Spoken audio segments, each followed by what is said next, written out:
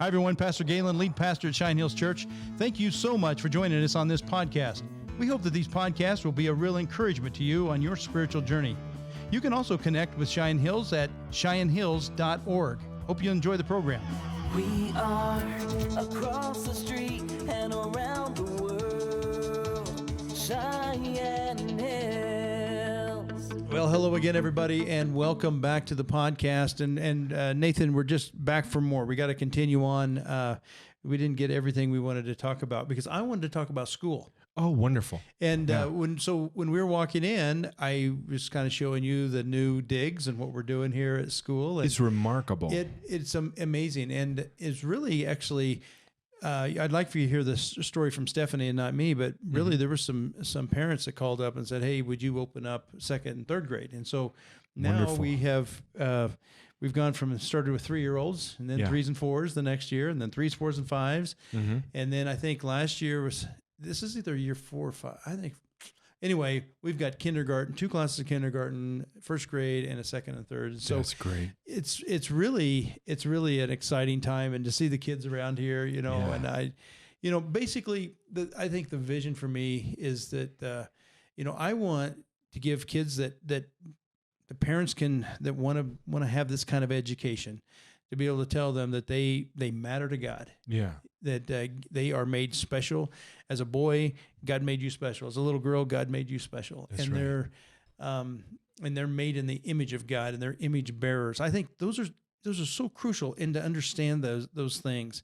And of course, they're learning Scripture and everything, and that it's and then when a mind has those kinds of parameters, I think boundaries, if you will. I've seen this. I've taught in a Christian school in the high school level, and I've observed kind of from a distance. I never was a part of a Christian school until I went to seminary, of course. But you would hope that would be a Christian school. You would hope. But I can tell you, though, cramming in all the things that we do and then making chapel a priority and knowing what that does for my heart and my mind, it gives me that why. Why am I doing this? Yes. And when you get the why, I think even children get that. And when they understand the why, that they matter to God, and that they're training to be a young man for God or a young woman for God. And I think it's the why that motivates and that drives and gives maybe purpose that we don't even as parents really fully understand. But I know there's you put God in that classroom, there's a synergy that happens. Right. Education is always imbued with some sort of morality. Yeah. And that's one of the things that's always been understood. For those who always say, I just want them to learn math, English, science, and social studies, I would too, if that were an option. But we're already watching from across the nation that there are people that are always trying to push stuff in there that teaches something opposite truth. And so the giving people the opportunity is wonderful, especially in Wyoming. Yeah. And so in Wyoming is dead last in the nation. I read this in your last article. Yeah. I did not know this. 95.1%. Now, mind you, that was 2019 numbers. There was no established numbers yet. There hasn't been any from 2020. But in 2019, we were dead last in the nation. Why is that? Well, part of it is a rural state. Okay. But secondly, there has been this feeling that, all those bad stories, that's what happens in Loudoun County, Virginia, or that's what happens in Los Angeles County, California. But the reality is, in the world today, with internet and everything else, that those bad ideas that are being pushed on the coasts are present here. Yeah, for and sure. We're seeing that. Yeah, for sure. And we'll talk about this, I'm sure, at a later time.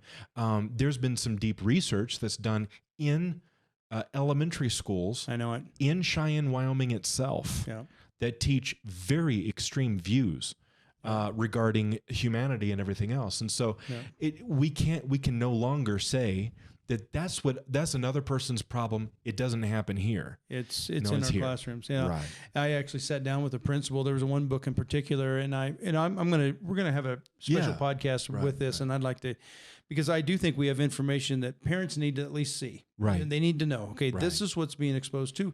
This in this particular case was a 3rd grade classroom.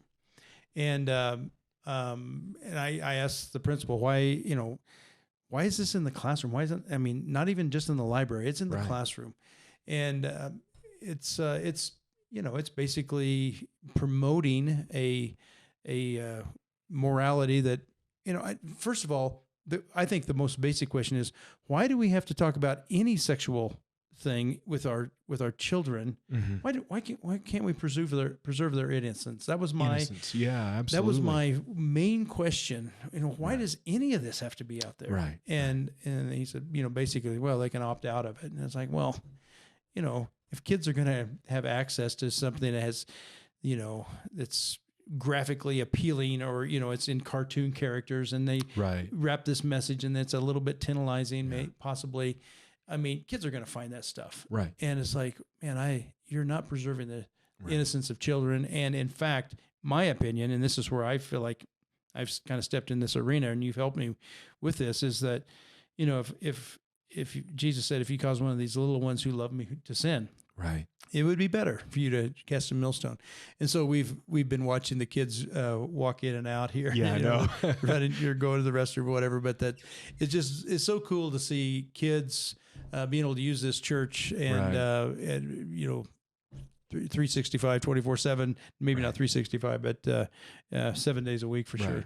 So. Yeah, and that's wonderful too. So when you watch those little minds, there is nothing more amazing than to watch a little mind learn big concepts. And then the following year they come along and they'll say something that is amazing, and it's wonderful. Their ability to grasp things is always amazing. I mean, things of God. Right. Yeah. I mean, it's just like, wow, it's almost like there's an angel in their ear somewhere, because how does this little person understand this deep concept in there's such a small package, and they say these profound things of faith. Well, Jesus is here with me, or I know that God is love and he's my friend, or whatever.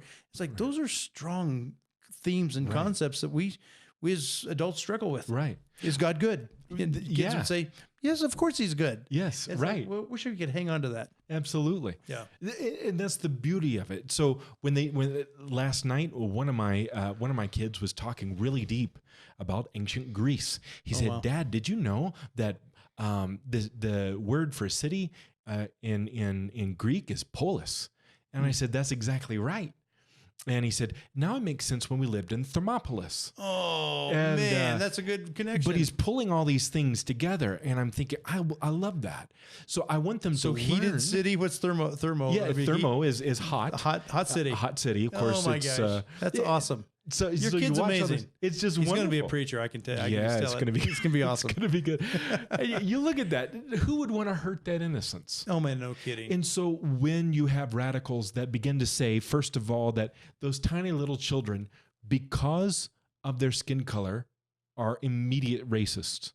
Oh. That breaks your heart. Oh yeah. Or that tells one of those little children that starts to talk to them about sex constantly. Yeah. And ruins their innocence. That should break all of our hearts. Absolutely. We want them to learn. We want them to grow. We want them to learn the basics of life. There are questions and steps in learning too. We don't put them in algebra when they're in first grade. Sure. And so we're all introduced to different concepts and ideas, but they come along later. And there are people that constantly are trying to push that lower and lower. I told somebody one time, we were talking about kids and the innocence and all that, and I could just tell it wasn't soaking in. And it's like, well, there was somebody feeding a baby with a bottle. I said, well, you wouldn't put your mocha coffee in that baby's bottle, right? Yeah. First of all, it's hot and it's got caffeine in it. Right. Nobody would do that, right? Exactly. So why do we put the wrong stuff in our kid? They're just not ready for those things. Well, this is where Family Policy Alliance of Wyoming has come out very strongly in support of making parents the people who are in charge of their child's education, not the government. So, and to support that, really, there has to be choice for parents. Okay. And that's the reason why having a school here, that just thrills my heart.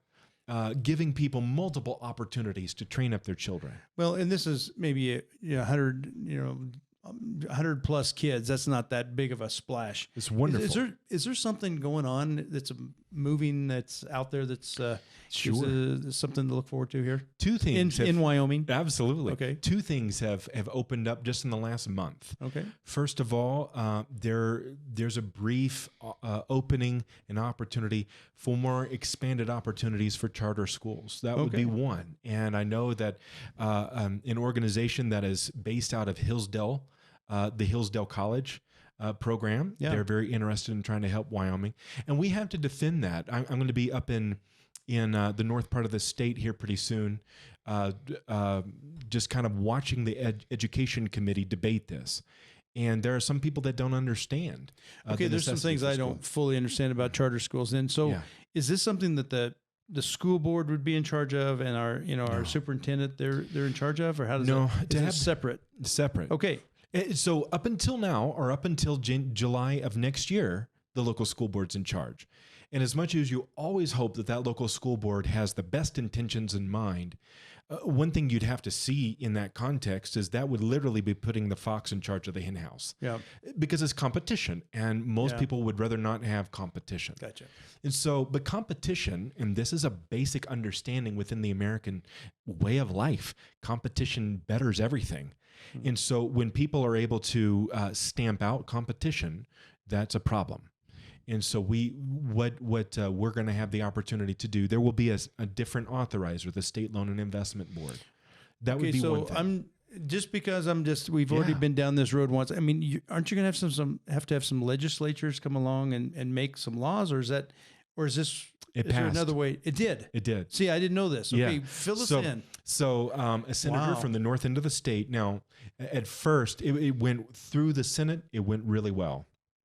Then in the House, sadly, the House Education Committee, the same one that kind of crushed Yeah. the bill for backpack legislation, they almost gutted the bill. And if it hadn't have been for the personal gravitas of that senator from up north in the state, I don't know that it would have passed at Okay, all. so what passed then is the idea of having a charter school. That's right. Okay. Now, All right, what so they that's had good. done is they had gutted 50% of the bill, and through the different committees, so after something is passed through the House and through the Senate, if there's differences, then small committees will get together to start hammering out those differences. Okay. And thankfully, he was able to get, I don't know, about 25 to 30% more added back into the bill to make it better than it was after it had been so hamstrung by the House Education Committee. Okay. So they're still debating that. They're going to pick that up tomorrow morning.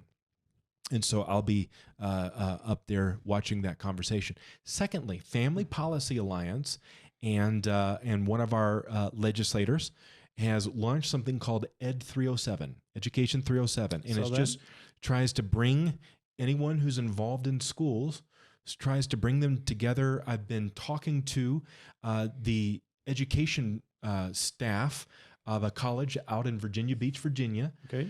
who are putting together just a free curriculum for administrators of Christian schools and private schools. Okay. Because one of the things I've noticed in this state is that you'll have a school that does well for several years, and then that generation fades off the scene. The next generation doesn't understand it in the same way. And so trying to help build into that the best administrative policy and how schools function.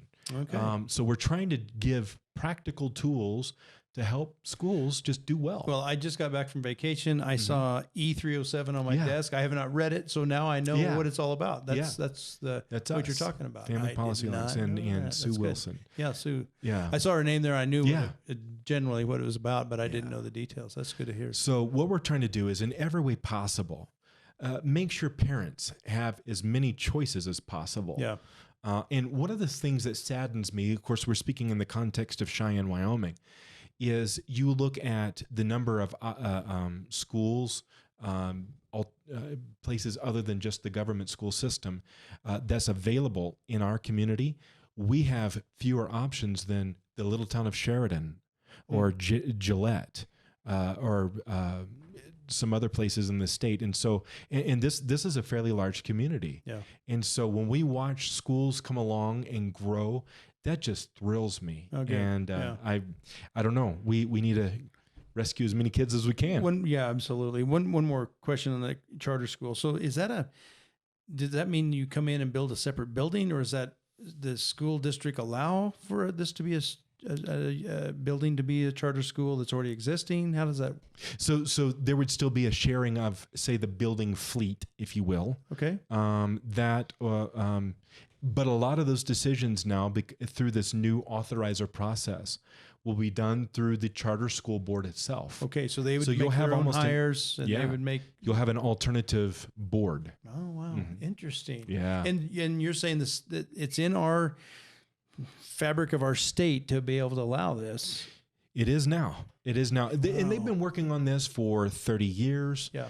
But by making the local school board the authorizer, that literally put people who don't want the charter school Yeah. in charge of it. Right. Now, there is one here in town, and it's a very, very limited. It isn't, I looked into it. Anyway, it's very limited. So, and that's a whole different story for a different Now, day. is a charter school K through 12? So not all of them. A lot of them will get started just as elementary schools Just and hopefully kinda- go to and you K-12. Grow to it. Into Right, it. Right. yeah. Yeah. Right. So Wow. Well, no, that is good news. I did Yeah. not know. I did know there's some other options on the horizon. I just visited one down. That's in why you're Colorado. here. Yeah. You just keep knocking on those doors Yeah. and driving up and down the interstate. And so, well, I think we'll just land. That's some really good news, Nathan. Yeah, thanks for sticking around. And I know you got to get to your next meeting, and I appreciate you popping in here. It's good to It's see a you. joy. Yeah, and It's good to see you again. well, it's good to kind of get our energy going back here, and then maybe in a week or so, let's get together and let's talk maybe to the parents a little bit about some of the curriculum that's out there and what to watch for, how Yeah. they can maybe help their kids to just not to be able to check those books out. I'm not exactly sure what the process is. We'll but take a look then. We'll do that. We'll look at 9 different books that Okay. are, and we found them in our school system, and we'll talk about that. yeah, that'd be good. Well, thanks. We'll see that next time. And so, in the meantime, be strong and very courageous. God bless you all.